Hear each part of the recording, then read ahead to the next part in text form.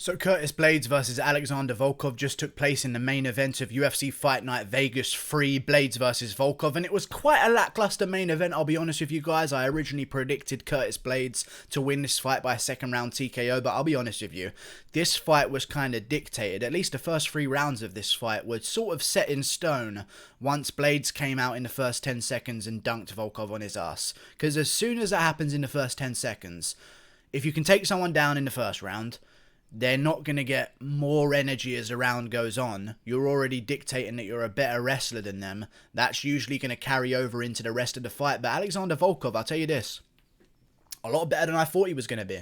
I thought Blaydes was going to quickly get a TKO in round 2. Like I said, I thought he was just going to posture up, get wrist control, smash ground and pound into Alexander Volkov and just completely obliterate him and get the finish with no controversy or no chance for Volkov to win whatsoever. But Alexander Volkov, he's somewhat good. He knows how to survive. He was doing well in the situations. He was kind of being like Anthony Smith against John Jones by just looking for 2-on-1 with the hands, not letting Curtis Blaydes advance position or posture up or have a hand free to just rain down ground and pound. Alexander Volkov was defending well, but the one thing he wasn't doing was looking to progress his position quick enough, because the longer you're down there, the tougher it's going to get. And if Alexander Volkov was a little bit more desperate in the scrambles, I think he could have done a bit more in that fight. But listen, as it came up into that 4th round, I was worried for my prediction of Curtis Blaydes winning. I'll be honest with you, because that 4th round, at the end of that 4th round, I thought Volkov might have even been able to steal the 4th round, because one thing Blaydes wasn't doing well enough in this fight is getting the ground and pound that he usually gets. The first round was good, not a lot of heavy shots, but he was landing some shots and he was doing well. He was dominating the whole round. The round 2 was a bit better. Round 3 was good. He started landing some elbows in the rounds 2 and 3 a little bit more in full guard against Alexander Volkov. But Volkov in round 4 got back up off the ground after Blaydes landed nothing and started to tee off on Blaydes a little bit. Took Blaydes down, got Blaydes down and started landing some punches there as well. I gave round 4 to Volkov, and listen, round 5. Let's talk about round 5. Alexander Volkov might have won round 5. I know Alexander Volkov was on his back for the entirety of round 5, but Blaydes landed nothing in round 5. Like, he might have landed about 5 shots. Alexander Volkov was landing shots the entire round. Like, elbows off back, big shots. Not big shots, but shots to the head, shots to the body from on his back as well. Almost had a triangle from the gods at one point that I thought was actually going to be pulled off, but he couldn't get his leg free on the other side. It was a good round for Volkov in round 5. I thought he maybe could have snuck that one as well. I had it 3-2 Blaydes, but maybe 4-1 Blaydes. Either one of those scorecards are okay with me. I didn't score any 10-8 rounds. One judge had the rounds 48-46, which doesn't make any sense. I don't know what one of those you could score a 10-8 round, I'll be honest with you. That makes 0 sense to me, but they scored it a 10-8 round, and it's worrying me because 10-8 rounds seem to be going out a little bit easier recently, since there's been no audience. I feel like without the audience cheering on after every combo lands, the judges are hearing these clean shots land and they're starting to give them a little bit more credit than maybe they would if there was a crowd in the arena as well. But Curtis Blaydes just dominated for 5 rounds, and listen, it was very boring.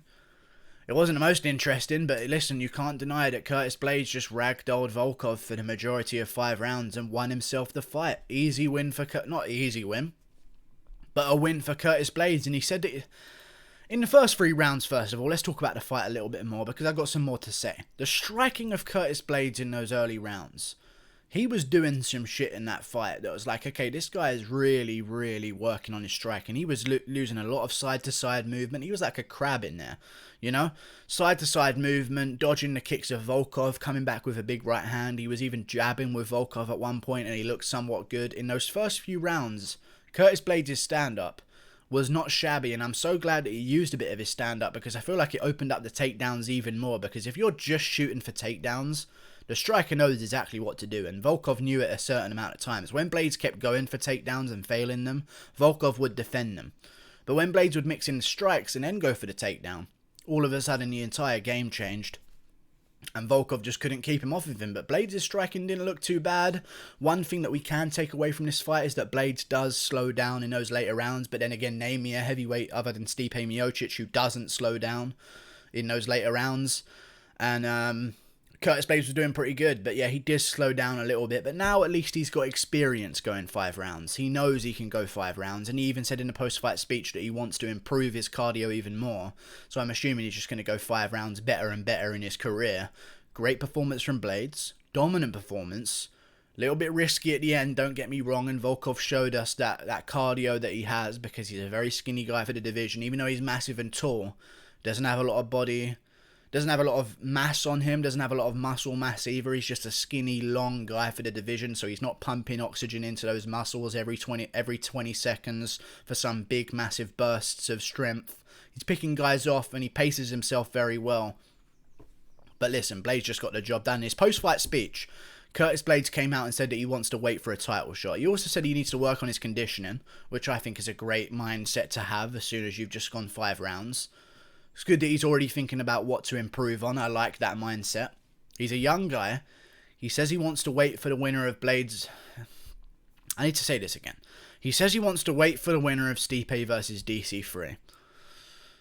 Curtis Blaydes, you are not getting a title shot next. I know you're trying to deny the existence of Francis Ngannou, but Francis Ngannou exists, and his 2 wins over you also exist. I understand that the first one was a doctor stoppage, but the second one was pretty damn convincing.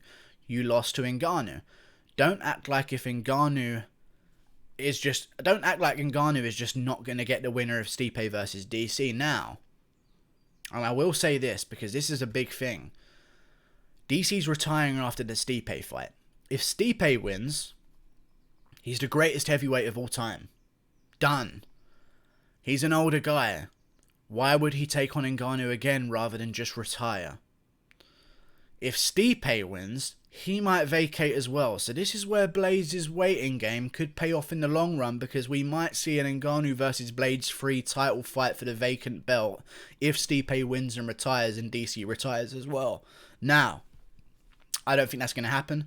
I think Stipe is going to get the belt and look to fight again. I don't think he would have waited this entire time just to retire after the trilogy. I think he's going to go out there and get his... Now he's got his belt back, I think he's going to see it as I'm going to make some paydays as well. And plus, in Stipe Miocic's point of view, he beat Ngannou so easily the first time. I know it took him 5 rounds, but still, he beat Ngannou pretty convincingly. He's probably thinking he can do it very easily again. I don't like his chances as much as I did in the first fight. I'll be honest with you, I had Stipe Miocic win in the first fight, but still, I don't think it's going to be that dominant again. I think Ngannou's got way better, and I think Ngannou's improving at a rate higher than Stipe Miocic as well. But Curtis Blaydes, in my opinion, his next fight should be, see what happens in Stipe versus DC.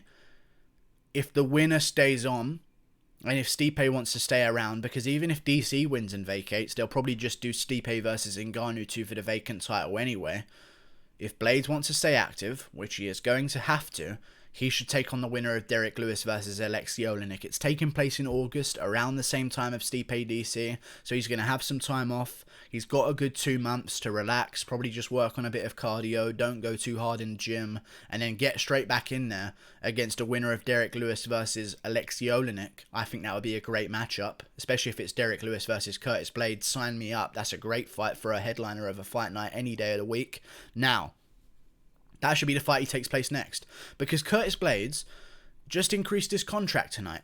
He just got better at fighting because he went 5 rounds for the first time. He has that experience now. He just beat Alexander Volkov. He just got paid. There are a lot of benefits to taking on these contenders that you're probably going to beat. Like, let's face it, I like Derek Lewis.